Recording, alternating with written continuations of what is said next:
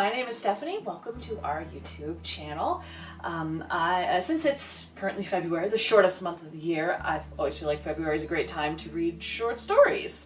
So I'm going to talk about a few short story collections.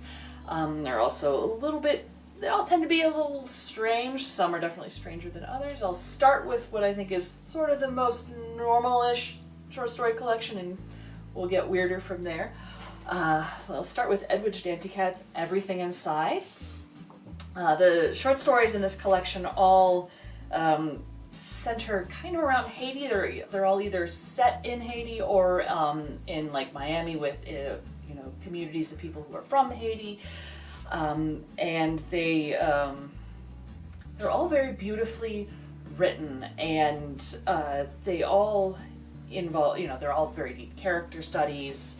Though the story that stands out to me the most actually is the last collection in the story, called Without Inspection, which I was thinking about the other day as I was passing a cement mixer, because the story opens with a man who is an illegal immigrant who is working in construction, and it opens with him basically falling off. He hasn't been an inspection.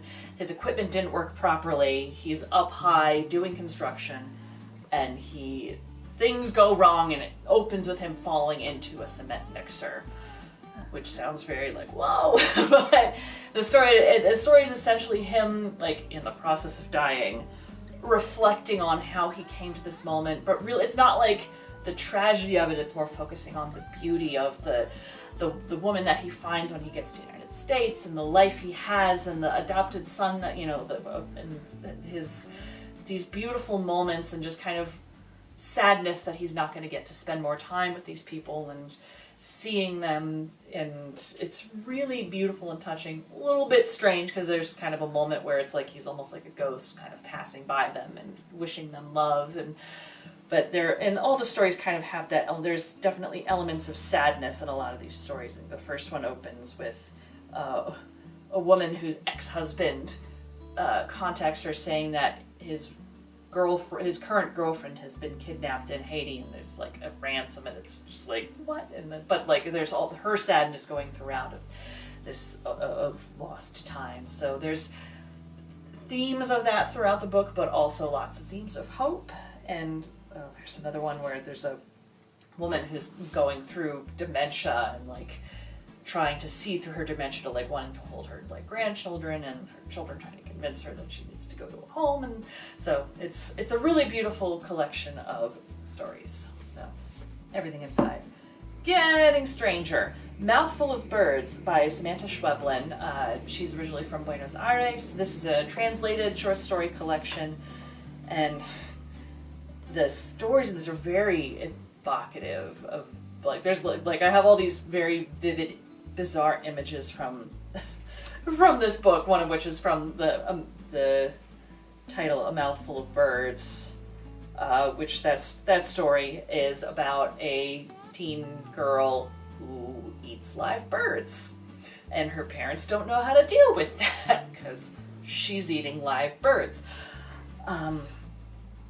But there's another, like the story, the opening story is like a woman who's just gotten married and is abandoned at like a truck stop in the middle of the night by her new husband, and then kind of realizes there's this field of all these other women behind her who have also been abandoned. So it's a lot of like strange imagery that kind of hints at larger things, and like it's very metaphorical and oh god, another one of the striking stories from this is the last one, the Heavy Suitcase of Benavides, which is about a man who kills his wife and then freaks out, puts her in a suitcase, and then goes to his therapist to say, I've done this horrible thing, and it becomes like an art installation, and like everybody is crazy about this art installation, and this poor Benavides was like, this is my wife and I killed her, what are you people doing? And they just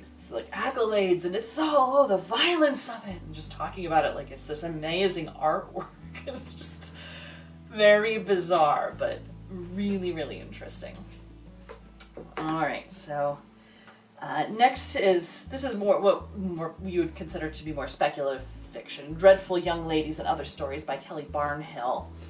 And this is mostly short stories, but it also has a novella in the back that won the World Fantasy Prize, The Unlicensed Magician, which is sort of dystopian fantasy world where every 20 or 25 years there's a comet that goes over, and there's a number of children, whoever is born in that year, the kids all have magical powers, and sort of the ruler of this land takes all those children and like drains them of all their magical powers to extend his life and to make him richer. But one year there is a baby who kind of avoids it. So this junk man finds one of these magical kids. They say that the baby is dead, but really the baby is alive, and it kind of jumps back and forth in time. So you're seeing it from different points in the timeline of this child who starts out as a baby, but grows into magic and poses perhaps a threat to this dictator. And it's just really lush language that she uses all throughout these stories. I think another one of the ones that really stuck with me was The Insect and the Astronomer, where it's like a giant insect and an astronomer. And like the opening of that one is 1. The insect has never been in love. The astronomer has never been alive. It is important that you understand this.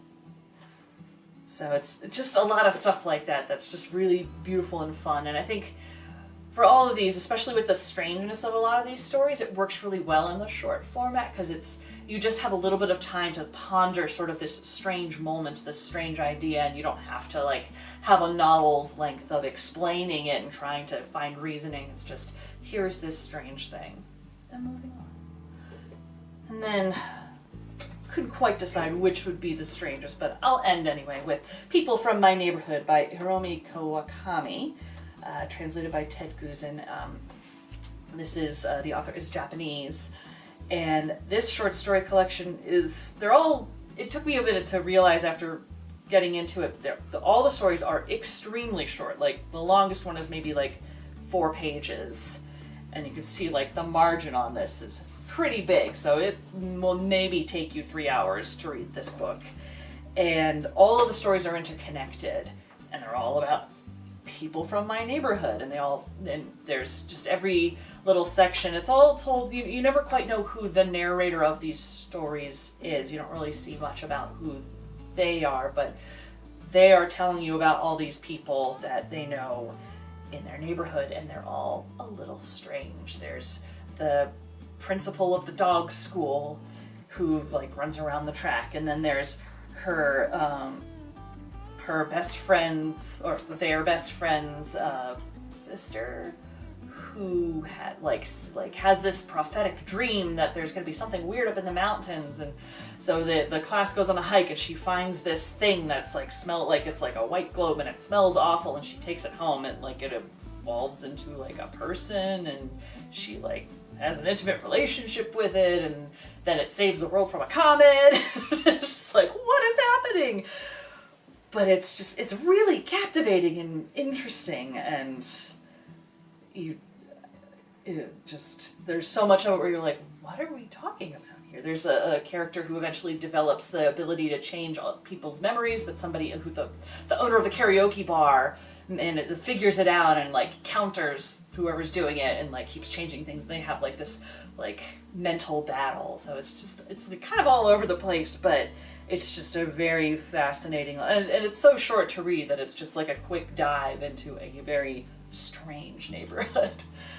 So those are my short story collections. I would highly recommend that you read a short story collection this month or at any time, because short stories can be really fun. And that's it. If you enjoy what we're doing here, we'd really appreciate it if you would like our videos and subscribe to our channel. Thanks so much.